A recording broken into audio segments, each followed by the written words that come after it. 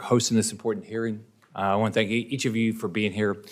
My background is I ran companies, I built companies, I started companies from scratch. And so I learned pretty early that if you didn't get a return on investment, you didn't do very well. Also, as a business person, you try to look at what's going on around the world. And one thing I would be focused on today, if I did business in communist China, is to look at what's happening in Russia right now, where the American public is furious with what's going on with Ukraine. We're expected, our American companies, to stop doing business with Russia. So if I was doing business with communist China today, I'd be concerned that that same thing will happen when communist China decides to invade Taiwan. So first, Mr. Gelsinger, I want to talk a little bit about Intel. The company's clearly doing well. You're one of the top 10 most profitable companies in America. You're the world's second largest semiconductor producer. And last year, you made $20 billion in income with a 25% profit margin. I think everybody in business in the world would be very proud of that. Those are great numbers. You also invested $25 billion across from your company last year, including some chip-making expansion. Thank you for your expansion, which had been in Florida, but your expansion in Arizona and Ohio. So I'm a business guy. I like the fact people are investing.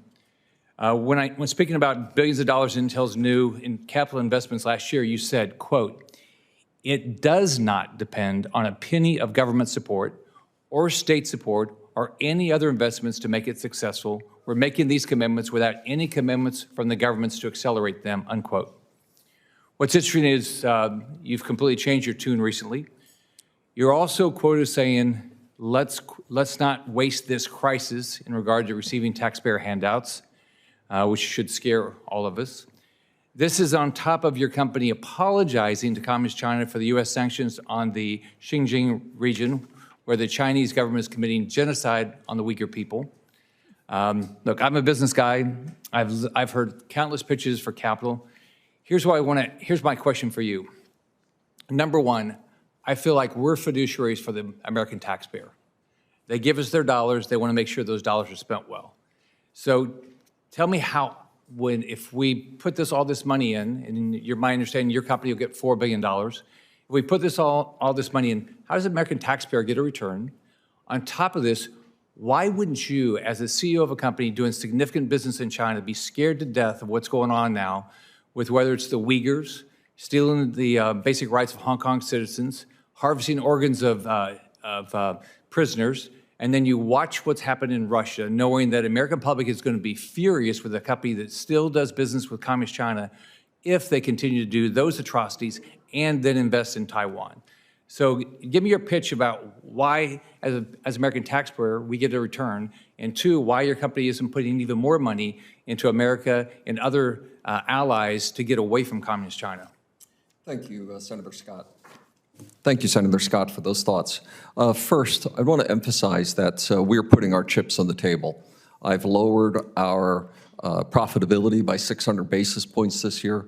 I've made the company free cash flow negative for the first time in 3 decades. I've doubled our capital investments, all to the howls of Wall Street. We are investing heavily in rebuilding Intel, but American leadership in this critical industry.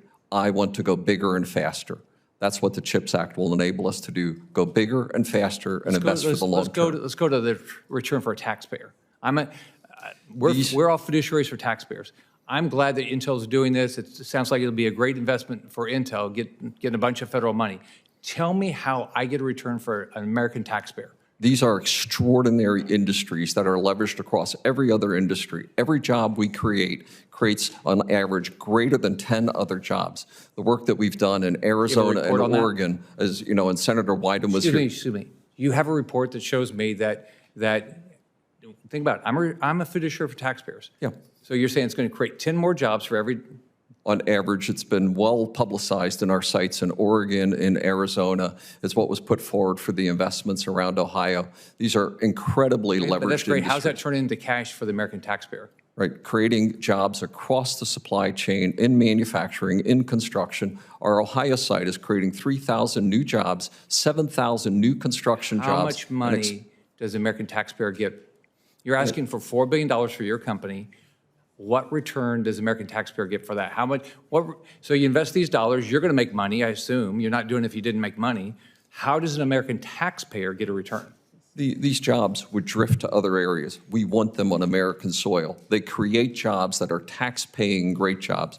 And we're happy to go into more detail with you, Senator Scott, right, on all of the reports and data that we've done. But these are seen as some of the most lucrative, job-creating, tax-producing, industry and community-creating jobs in America. Okay, let me just finish up. So I'm a CEO. I ran companies. We had to get a return. We had to pay our banks back. We had to get a return for our shareholders. As governor of Florida, we did probably 1,000 economic development deals. I could tell you I got on average 10 times my money back. So it sounds really nice, but I've never seen one report that says I'll ever get a dime back if you get $4 billion. Well, every dollar. Senator Scott, I think we got to move to our next witness, but in this, I'm just looking at the written testimony. So I guess you could say that is a submission to Congress and Intel's written testimony, California Annual Economic